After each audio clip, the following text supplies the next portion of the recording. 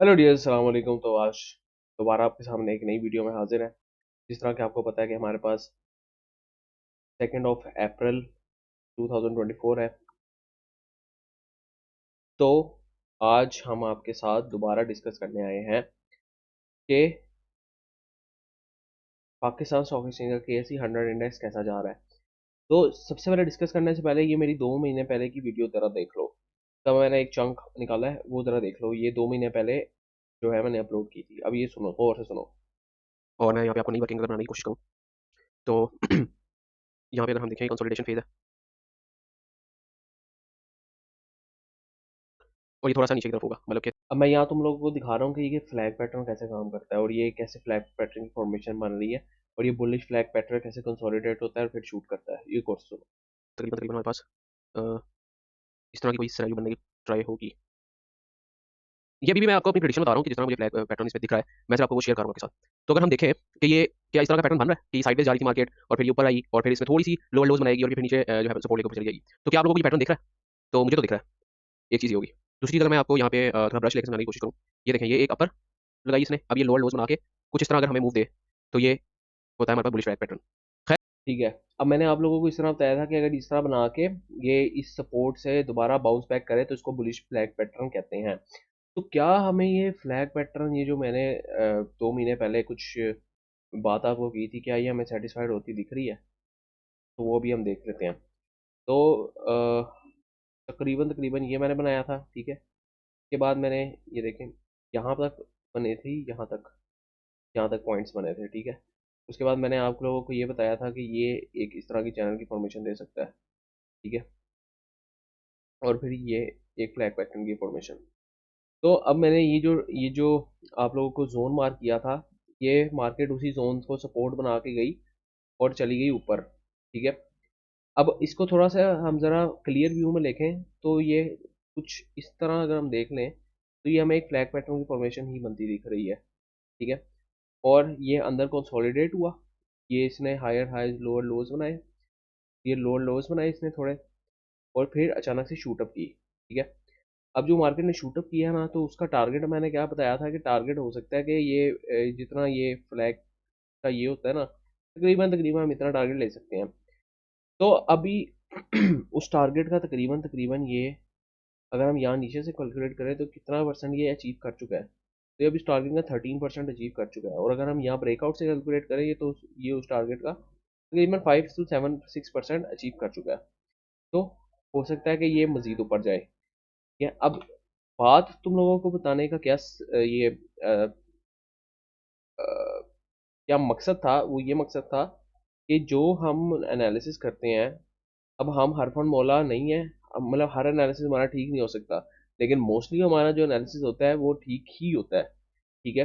और हम based on the patterns और सेंटिमेंट एनालिसिस हम जो भी काम करते हैं आप लोगों से शेयर कर देते हैं।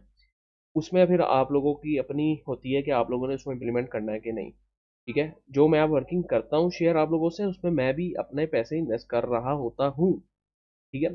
तो ये आपको दिखाने का मकसद था। और जो लोग आके कहते हैं कि आप लोगों का एनालिसिस नहीं ठीक, तो उनके लिए ये वीडियो मैंने 2 महीने पहले बना बना दी थी।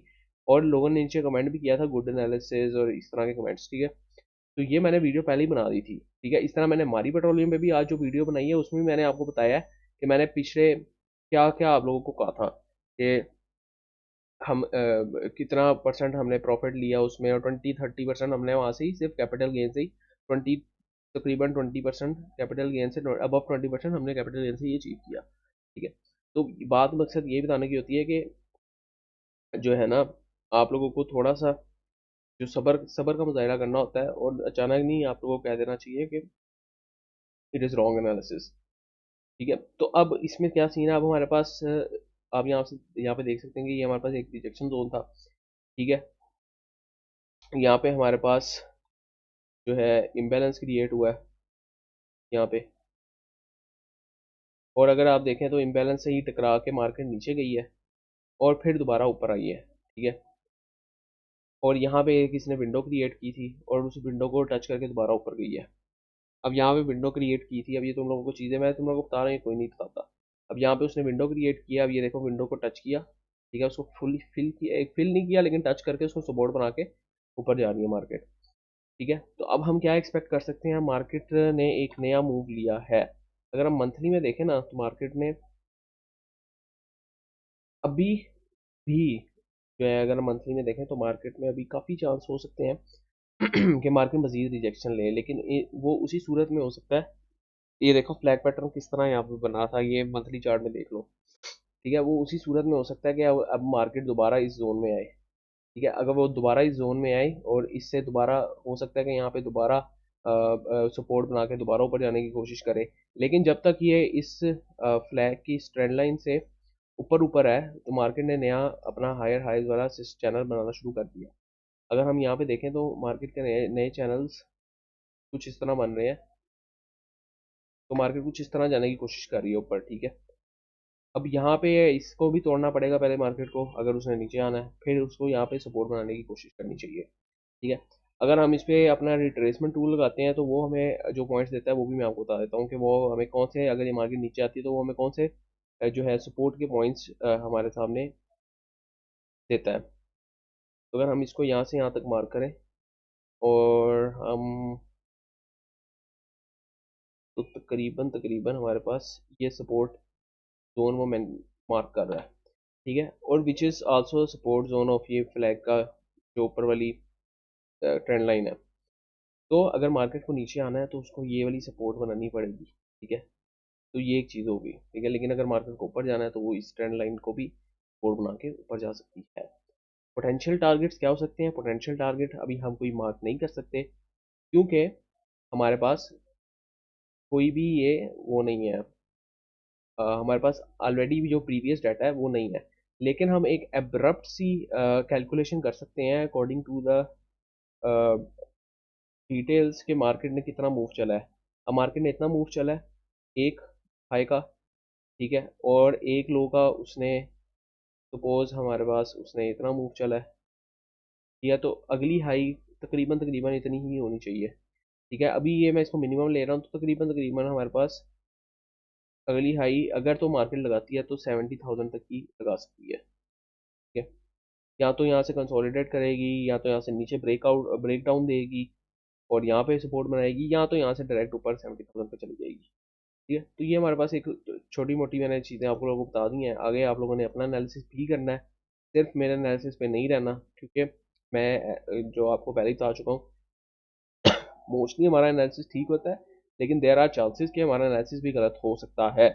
तो ये आप लोगों को एक क्विक सा ओवरव्यू देना था KC 100 का। ठीक है, और आप लोगों के कुछ कमेंट्स आए हुए थे, वो मैं देख लेता हूँ। सिस्टम की वीडियो जो मैंने अपलोड किया उसमें एक भाई का कमेंट आया है कि I think invest in system now. जी बिल्कुल, अभी सिस्टम में इन्वेस्ट करने का टाइम है, हो सकता है। टेक्निकल एनालिसिस प्लीज़, 5 कमेंट्स होंगे टेक्निकल एनालिसिस के तो मैं इंशाल्लाह बनाऊंगा। FCEPL पे टेक्निकल और फंडामेंटल एनालिसिस, आई गेस ये है कोई एंग्रो की सब्सिडरी है, इंशाल्लाह इसको भी देख लेते हैं। लेकिन FCEPL मेरे नहीं ख्याल से कोई इतनी अच्छी कंपनी है with respect to dividends and capital gain, शायद आपको थोड़ा सा दे दे, लेकिन फंडामेंटली इतनी अच्छी मुझे कंपनी नहीं लगती।